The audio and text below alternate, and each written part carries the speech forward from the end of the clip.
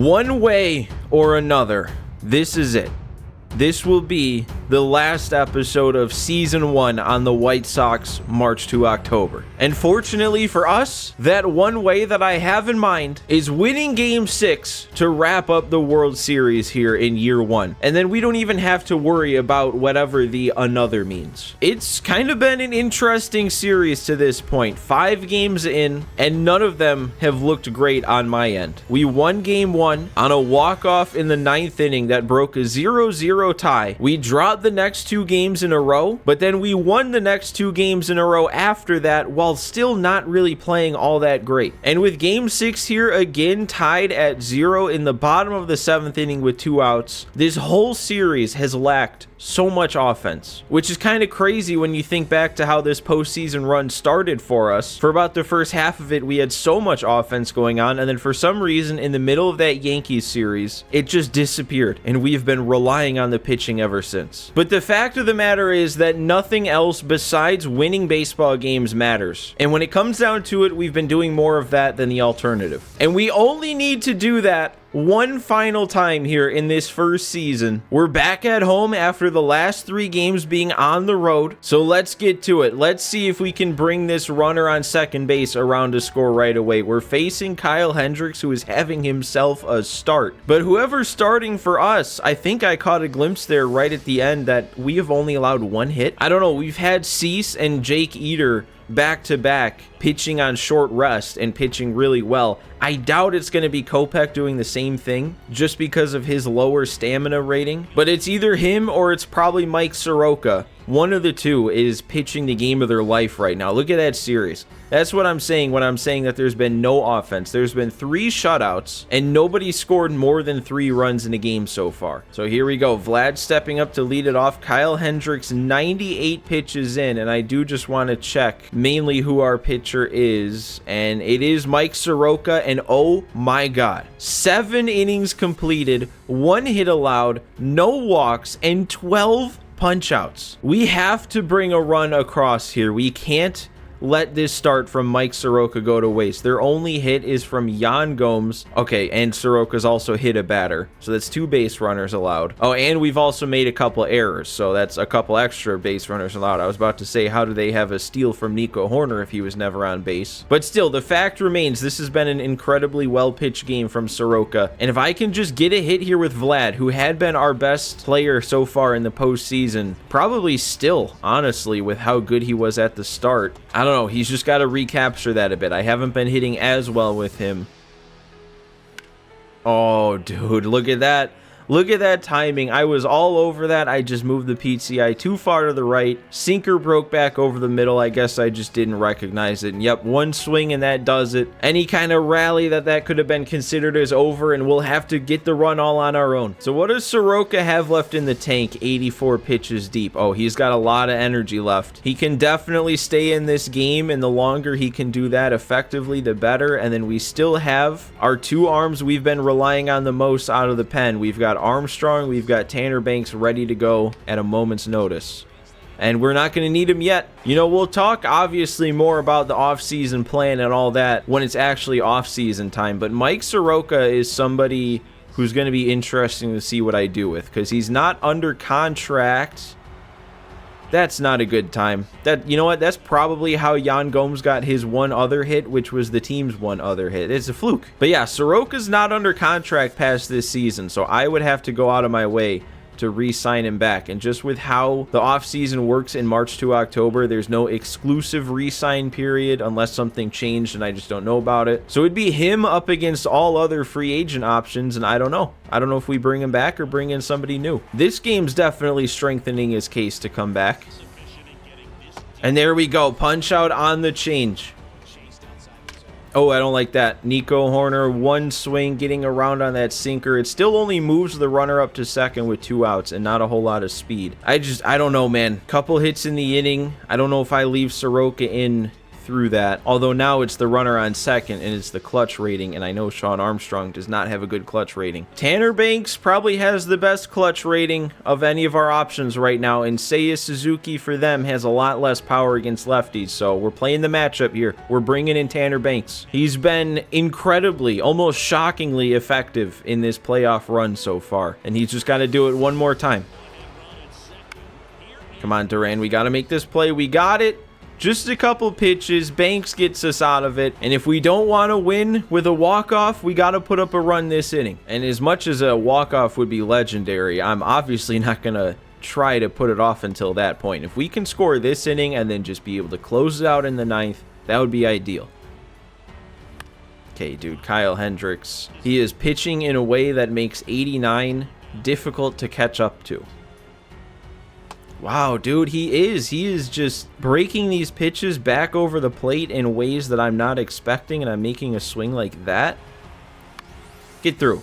Come on, get up through the middle, beat it out. No, he's quick enough. He's too quick. I am not, even when I time up the pitch, I'm not putting the PCI on the ball. Kyle Hendricks himself is having a legendary performance right now. And I'm a little late once again. 1-2-3, bottom of the 8th, and we will. If we're going to win in this game, it's going to have to be on a walk-off. Still have the good matchup for Banks, though, with Bellinger, the one up, so we'll leave him in. And there we go, 3-pitch strikeout chasing the slurve. It's what we've been doing all postseason from Tanner Banks. And we actually got Patrick Wisdom hitting the ball weak. I feel like I haven't done that all series. He's been smacking the ball around.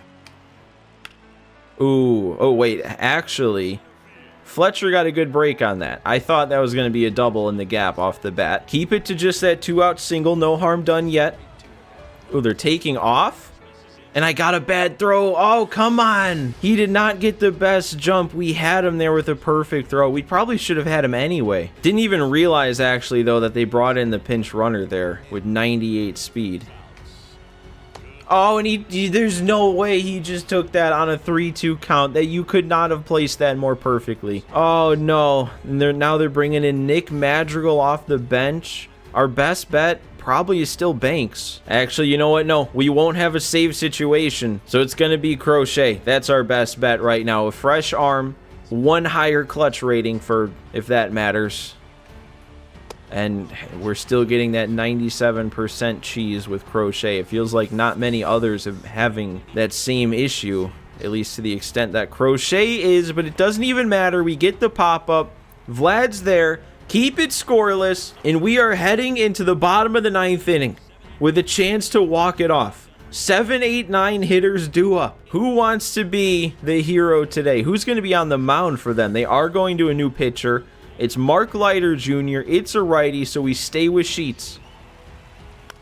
Come on. Come on. We got to get that through. We got it through. Sheets is on. I keep making that same type of swing against the sinker. I'm timing it up. I'm just not recognizing the break, but that time we got enough bat on it to give us the leadoff base hit. Now, how much speed do we have on the bench to want to bring in? I guess it's really only Nicky Lopez is the option here with 58 speed, but I feel like in this situation, of all situations, we'll take any extra speed we can get. Oh, dude, I don't know what made me swing at the very end of that. I watched it in. I waited back so far. Why did I the only thing I can think of, maybe I thought that was going to touch the zone. I was trying to foul it off. It was all reaction there. Oh! Paul DeJong?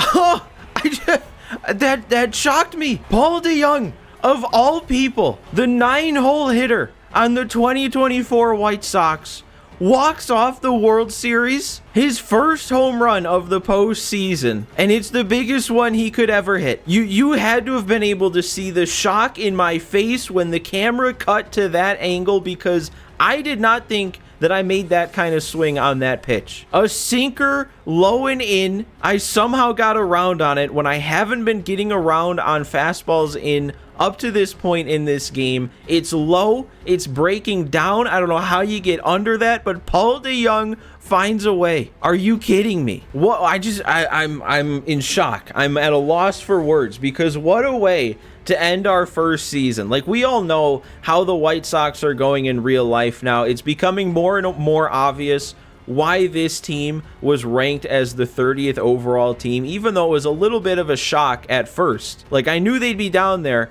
Wasn't 100% sure we'd see them at the bottom of the list when we started this thing, but they were. It was the perfect team to use, bringing back the White Sox, my favorite team, as the worst to first team, and in the first season, we bring them all the way around to that World Series championship. Like, one of the things I have the most fun doing when I'm playing March to October like this is just thinking about what the people, what the fans within this world would be thinking. Like, imagine the whirlwind that us as White Sox fans would have gone through if this was the season we had. I mean, we had the rebuild going into what was supposed to be the championship window 2021 with the postseason team, the disappointment that was 2022, the embarrassment that was the 101 loss 2023, leading into this season where the team was gutted, so many seemingly random veterans were signed, and then this is the result: a 103 win regular season culminating in a World Series title. And not just that, but finishing with a walk-off home run from the guy that embodied the random offseason signings maybe the most.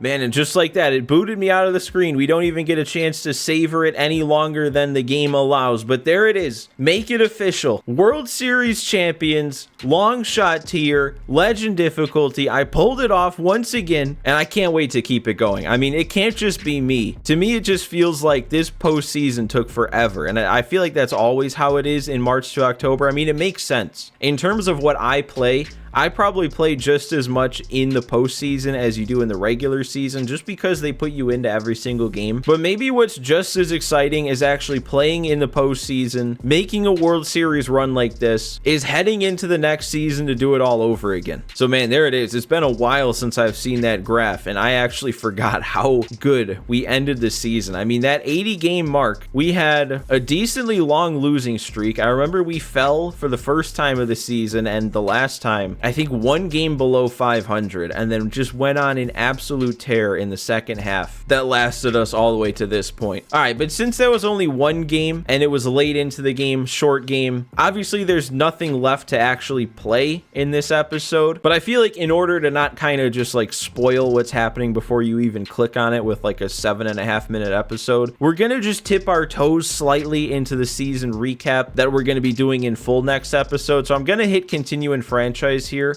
And all I want to do here is go over our postseason stats and check out who won the postseason awards. So let's first take a look at some of these postseason stats. I think we can probably, we'll sort by OPS, just, you know, overall. Vlad still finished with a 953, even though it felt like he cooled off so much. I mean, he might have hit those first 6 home runs in our first series, or maybe the first series and then like a game into the second one, and then he didn't hit any more. We had, I know I highlighted it, and I can't remember if it was going into the World Series even, but we had, it was Vlad, Eloy, and Luis Robert all over a 1,000 OPS, and especially these last two dipping down into the 700s. That just goes to show how much of an offensive struggle that World Series was. But so many people had their moments, and that's kind of what matters in a playoff run. You don't need everybody playing consistently well. You don't need people batting over 300. You don't need 1,000 OPSs. You just need big-time individual games. And I mean, Garver, with a couple of huge swings to end games. I think he had 2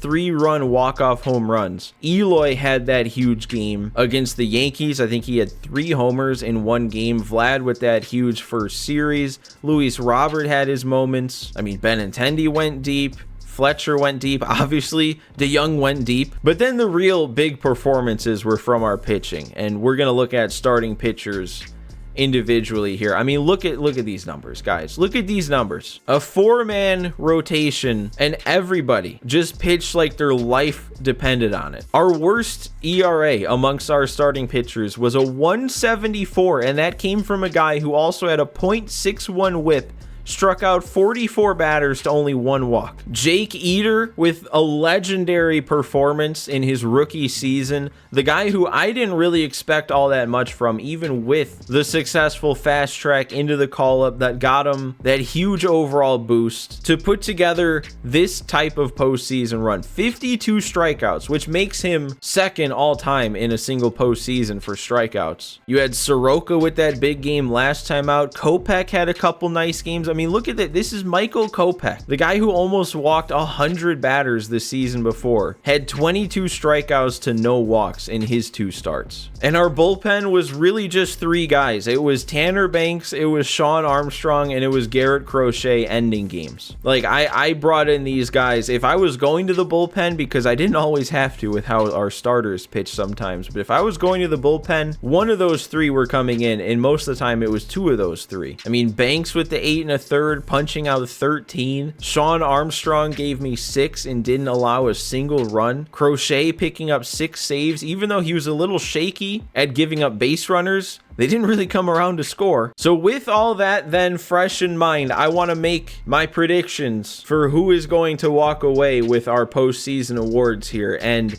I really hope this is the first time that, I finished a season here in March to October, so I really hope they've changed things. But always in the past, whatever formula they have on the back end to give these guys the awards, the postseason awards always go to hitters. So obviously this time around, our pitching is what deserves it. Like, it's probably either Jake Eder or Dylan Cease that deserve both postseason and World Series MVPs. But just with knowing how the games worked in the past, I wouldn't be shocked if it defaults to a hitter. And if it does, that'll probably be Vlad for the postseason MVP. But for World Series MVP, I genuinely don't know who emerged on top to win that. I mean, we had such little offense throughout the World Series that I don't even know. Like, it might legitimately be Mitch Garver just because of his 1 walk-off home run in Game 1.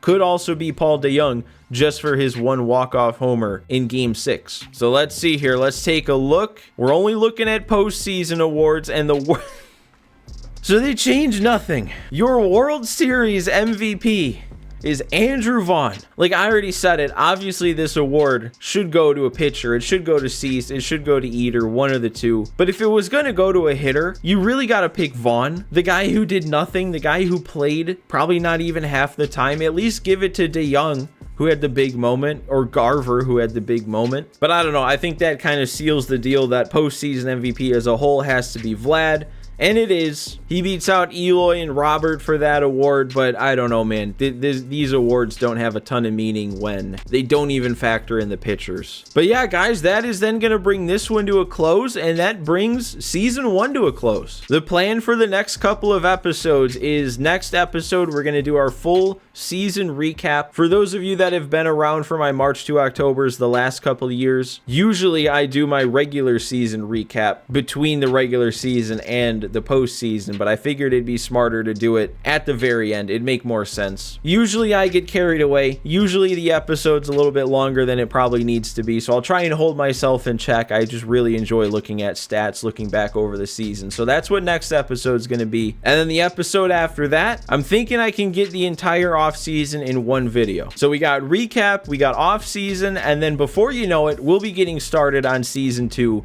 defending this title. So again, guys, thanks for watching today. Thanks for watching another one. Thanks for watching this whole season of the White Sox March to October. It's kind of crazy to think back to the start, back to episode 1. That was literally my YouTube face reveal to kick off our March to October. And one season in, it already feels like this is just how it's always been. But we're not slowing down. We've still got a whole year's worth, really, of March to October here on MLB The Show 24, sticking with these White Sox. So I hope that you guys stick with me. But anyway, that's where we're going to go ahead and leave this one, guys. So I will see you next time.